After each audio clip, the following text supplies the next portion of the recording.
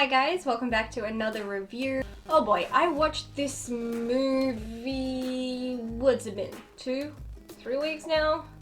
I think it's been like 2 weeks. Yeah, I think it's been 2 weeks since I saw this movie. And again, I saw it when I was in a bit of a funk, so I wasn't sure what to say about it. Like, I could not get the words in my head. I'm like, I really like this movie. What can I say about it? I'm like, I really like this movie. I could not figure out how to review it. I was having complete writer's block. I was having just a block in general. And then I think it must have been like a week later maybe, I was just kind of having a conversation with myself about the movie, and that kind of sparked some words to pop into my head, and then I'm just like, okay, I think I finally know what I want to say about this movie. So it's a spoiler review, you know, it says it in the title, so if you don't want spoilers, don't watch this review, plain and simple. Simply because I think at this point a fair few people have seen it, so I think it's safe to do a spoiler review, because also, if you're just smart and you see that the title says spoiler, don't click on it. I personally there are some things that I want to talk about, and I can't talk about them without spoilers. Hence why we are here. So, enough of that. This is already going to be long enough, so... and then I will unzip to do the review. So, let's get into it. The Invisible Man is a 2020 science fiction horror film written and directed by Leigh Whannell. It's a contemporary adaptation of the novel of the same name by H.G. Wells and a reboot of the Invisible Man film series. It follows a woman who, after the suicide of her abusive partner, believes she is being stalked by him. She ultimately deduces that he has acquired the ability to become invisible. Of all the films I've seen that Leigh Whannell has either directed or written, I gotta say, there's not a single film among them I've disliked, and so The Invisible Man continues the streak of top quality horror from Mr. Whannell that keeps me coming back for more. I feel that with this film, Whannell has gone back to his horror roots like Saw, and gone into this not to make a film about gore and jump scares, but to make a horror film where at its core there is a concept, something deeply rooted in the world around us. In the early days of Saw, it was a film about suffering and the human condition, the suffering we inflict on others and the suffering we inflict on ourselves, and our detachment from the two. The Invisible Man is a story about toxic and abusive relationships and the trauma that is endured by those who suffer from it. The story lends itself far more to being a psychological thriller because, well, it is, but the Invisible Man element, I feel, allows it to border the two genres quite nicely. The film opens with what I would call the best opening title sequence I've seen in a long while. The loud, thunderous crashing sounds of the ocean as the water briefly reveals our title before disappearing from our view. The opening is cold, bleak, and dark, setting the tone for the events to follow. We meet Cecilia, played by Elisabeth Moss, a woman trapped in an abusive relationship who has made the decision to get out, and get out now. We follow her carefully planned and calculated steps to freedom. We watch as she contemplates and weighs every move she makes. The tension builds as you can understand the scenario. You as the viewer want her to succeed. You are praying she doesn't make a sound, and if she does, your heart races just like hers, fearing that one mistake might have ruined everything. As Cecilia roams around the cliffside house, you get an insight into their lifestyle. A cold, barren, and immaculate home, built like a showroom full of the best of everything, but there's no warmth. It doesn't feel like a home, it feels like a shell, or in Cecilia's case, a prison. As Cecilia makes her way to freedom, we know she's not truly free yet. As the events of the film unfold, the brilliance in the script work and the performances is shown at every step. We as the viewer know Cecilia isn't crazy, but watching how the story plays out, you can see and understand how those around her would believe that. She exhibits all the symptoms of a battered woman suffering from trauma. While for a brief moment she finds relief in the news of Adrian's suicide, let's think back to the trauma. Let's say he really was dead, would that immediately mean she was free? Adrian, played by Oliver Jackson Cohen, was a man who played games with people. He got in their heads, and he spent years in Cecilia's. He planted the seeds that no matter where she went, she would feel his presence, feel his eyes on her. Even if he had killed himself, was she ever going to be truly free of him? In time, perhaps, but it would take a great deal of time and rebuilding before she got there. All of these factors make it all the more believable to outsiders that Cecilia was mentally broken, and it would more than likely have been true in some cases. Cecilia on several occasions even questions her own sanity. After all, she's afraid of something she can't see but she believes is there. Slowly, Adrian meticulously works to break Cecilia down. He is a pro at it, and at this point you have to ask, why did she continue to believe she was sane? How is it she didn't just snap? Cecilia is a smart and strong woman. She was smart enough and strong enough to get away, and she's observant. She's noticing things that can't be explained even by her insanity, and she spent enough time with her abuser to know what kind of a person he was and what he was capable of. Enough to notice his handiwork when it's in action. You have to admire Cecilia's never-ending determination, even in the midst of unbeatable odds. By the end of the film, Cecilia is standing tall on her own 2 feet. She's beaten and bruised, whether you see it or not, but she's done being a victim and will never be one again. It's hard not to admire the character's willpower and inner strength that comes forward when she needs it most. She could have given up, but she didn't, and in the end she proved to be stronger than her abuser ever was. He tried to break her, but he only made her stronger. The elements of the Invisible Man are believable. We're not talking about some fancy potion or serum with the ability to alter body chemistry. We're talking about a genius psychopath who is an expert in the field of optics. When I heard the word optics, my ears pricked up instantly and I was excited because hell yes, that's believable. Every time I heard this word, I could hear Johnny Depp's Ichabod Crane from Sleepy Hollow explaining how a simple trick was not magic, but optics. Cardinal on one side, an empty cage, and now. You can do magic. Teach me. It is no magic. It is what we call optics. Separate pictures which become one in the spinning. It is truth, but truth is not always appearance. If you don't know, optics is a scientific study of sight and the behavior of light, or the properties of transmission and deflection of other forms of radiation. So if you think of, say, the Avengers, big flying base that is invisible to the naked eye, it's not magic or a superpower, it's science. A technology that reflects and alters light to create the illusion of invisibility, but is in fact not. So hell yeah, I can believe an expert at this type of tech could make themselves appear invisible while not technically being so, and isn't that the horrifying part of all this? Adrian was already terrifying when Cecilia could see him, now she can't. How do you protect or hide from something you can't see? There's a moment of dialogue where Cecilia tells Tom, played by Michael Dorman, Adrian's brother, how Adrian had told her that if she ever tried to leave, he would find her, no matter where she went, and he would walk right up to her and her not even know it, but he'd leave a sign so she knew he was there. This moment hit home for me. These words are eerily similar to something my father once said to my mother, words she told me left her scarred and traumatized for years. He told her to be looking over her shoulder, that wherever she went, he'd be there watching, that he would follow her and her not even know it, and that one day when she least expected it, well, you get the idea. And so for a long time after that, she was afraid to leave the house. Always looking out the window if she went out, she was always looking over her shoulder. These words aren't just words written for a script. These are real threats that abuse victims have heard for so long. They are very real threats that hold very real weight, and their very existence can cripple a person and ruin their life. Through every moment of this film, you can sympathize or even empathize with Cecilia, but you can also see from the perspective of others around her that they believe the weight of her trauma is crushing her. Everything about this film is superb. The score and sound effects perfectly play on and up the tension, but it's also one of those films that knows how to utilize silence. Whannell wrote the script to Dead Silence, which is one of my favorite films, and I've always loved how it uses the absence of sound to intensify the atmosphere.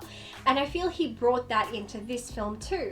While in other moments Benjamin Wallfish's composition perfectly elevates the scene, building on the tension, he truly made some perfect music choices, but I still have to give props to the decision to use silence because I love it so much. During one scene, and while I plan on touching on spoilers, I want to try not to say too much about this part. When Cecilia is with her sister Emily, played by Harriet Dyer, one moment plays so fast, So fast that if you blinked, you'll miss it, and that's not a lie because my mother did blink and she missed it, and I had to explain it to her later. For a single millisecond, Emily knows her sister isn't lying, that she is telling the truth, but it's a short moment that won't ever mean anything. This moment happens so fast that even Cecilia, already in a fragile state, can't comprehend it either. She's looking from her sister to herself and can't understand what has happened or why.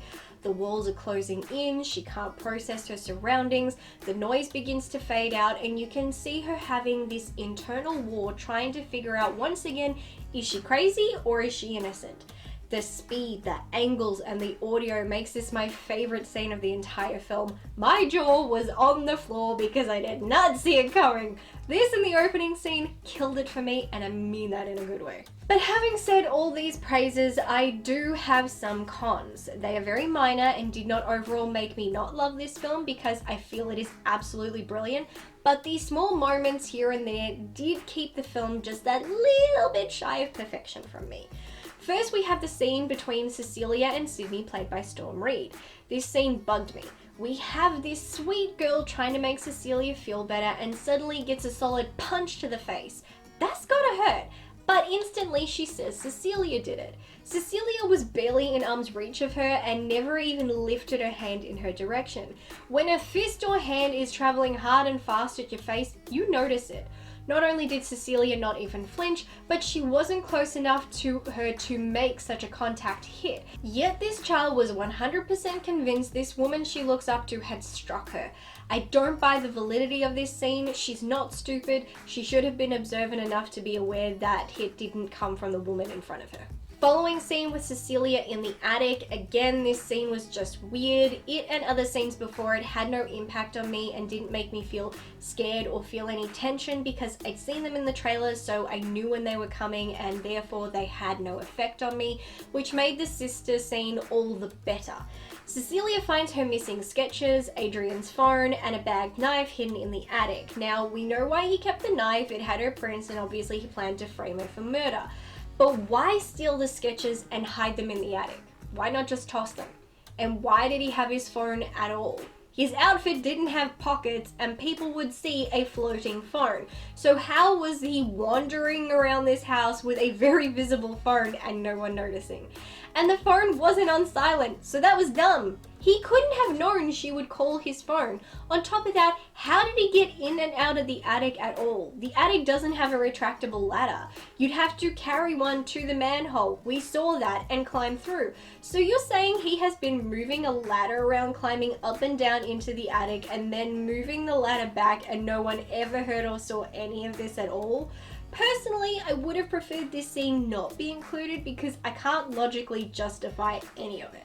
Moving now to Cecilia fleeing her no longer safe home back to the prison where it all began. She traveled maybe 1 or 2 hours by Uber to get back to Adrian's house, and yet he managed to end up there too just minutes after her. My questions are, why did he bother to return home at all? And if he was following her, which I wonder how he was able to, how did he catch up to her so fast while still being invisible? Invisible driving may not be recognized by the law, but I'm pretty sure someone would notice a car with no driver, and yet there was no car besides the Uber driver. Are we saying he took the back road and then invisibly ran to his own home and inside, never once taking the suit off, and then he managed to get back to the city and find her at a crowded restaurant? Again, I can't rationalize how he was getting around the city so fast and how he was always able to find her even with his brother's help. I don't get it. Now I'll move along to Cecilia's revenge. Cecilia getting justice was perfect and I love that she let him know she won, but thinking over this theme, I'm a tad confused. We know the how, but I'm unsure how she could get away with it. We know this house is full of security cameras and we know at this moment they're all on. So how did she go from the bathroom to the bedroom to the closet and the camera not catch her? How does one manage to return to the scene of the crime after and not have her hair out of place and the dress she wore still look immaculate, even though she would have had to just change clothes and rush out in order to walk back in time, and yet she wasn't even out of breath? On top of that, it never was explained why Tom was helping his brother. Because here's how I see it. If Tom was told to tie up his brother and barricade him in a wall with no way out so Adrian looks like a victim, that would have solved all his problems. He could have just left him there to rot. He could have finally been free of his brother. He didn't have to go through with it. He could have gotten his own revenge. But I can, to a degree, rationalize this. Cecilia only suffered at the hands of Adrian for 3 years. Tom had endured his brother's abuse since childhood, and very well may have been in a mental state where he was a mental slave to his brother. So damaged that even when faced with freedom, he couldn't recognize it. Still only seeing that he must do as his brother says or else. It's sad, but it also speaks highly to the depths of Adrian's depravity and how no one was safe from him, and he truly can get so deep in your head you'll never be rid of him.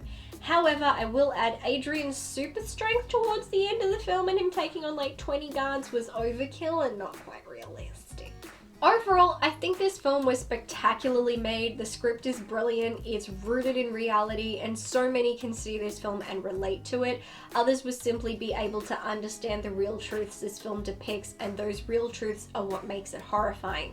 I love how this film gets in your head and allows you to get into the heads of its characters, all of which were performed outstandingly by the cast, every last one of them. There are so many times where a scene that appears in the trailer doesn't make it into the final product, and most of the time it upsets me because these scenes are ones I enjoy and then they end up cut. But with this film, there was a scene in the trailer that is clearly cut from the film, and I was so glad they cut it because even in the trailer, the scene did not work and had too many holes in it. So I was very pleased and impressed to see this film making smart choices on what should be left in and what should be taken out, though I still think another scene could have afforded to go. Nevertheless, there are some confusing cons and issues in the second half of the film, but I still think this is a brilliant film, and for me, I'd only say it was 0.5 away from perfection. I know despite I seem to list a fair few things, but it's just still so good overall that it kind of makes up for it. If you haven't seen this film, I highly recommend it because while it's still early, this may end up the best horror film of the year, but we shall see. And there, ladies and gentlemen, and non-ladies and gentlemen, is my thoughts on The Invisible Man. Took a while. Sorry it took so long, but finally made it! Yay! Yeah, this is such a good film, and it was funny. Obviously, I wasn't alone in my feelings on some of the, I'll call them plot holes, because when I was leaving the cinema, I went to see it with my mum. It was so weird that she wanted to see this. And as we were leaving, and she said something she didn't like, and I'm like, I agree with you on that one. And then I said something, she goes, no, I 100% agree. It was weird that we were agreeing so much. But yeah, I know that with all those cons, you'd think that I would like it less, but like I said, everything else is just done so great that when there is a plot hole, what follows afterwards is so good that it makes you temporarily forget there was a plot hole, and that's good filmmaking. It's just like, it's like, well, we made him, it's like when you're watching someone doing a dance on a stage and they made a mistake, but they keep going and doing so great that the audience don't notice they make a mistake, but the dancer is aware of it, but they just, you know, danced it off. It's kind of like that. So I think this is brilliant. I thought that I was, it's funny because I thought I wasn't such a fan of Leigh Whannell, and then I started going through his filmography and I'm like, oh damn, I actually love his stuff. So it's funny the things you don't pick up on. Yeah, I can't wait to see what he does next. Will he do The Invisible Woman, and will Elizabeth Moss be the Invisible Woman? I don't know, but I'm intrigued. Anyway, if you have seen The Invisible Man, please comment down below, share your thoughts on the film. If you like this video, give me a thumbs up. If you didn't like it, I guess you can always give a thumbs down. The option is there. YouTube should really get rid of that option, but whatever. And thank you as always to my wonderful patrons. I thank you for your support. If you didn't already know, patrons, the latest episode of Oracle Reacts, which has gone from being a regular on my YouTube channel to now just being an exclusive series on Patreon. You can watch that. It's now up, and it's me reacting to the film Ghost Shark, which was terrible but hilarious, and it really made me feel better about myself. So you can watch that, and I've got some other stuff coming on Patreon soon. So that is it for today. I will catch you in the next one, and until then, bye!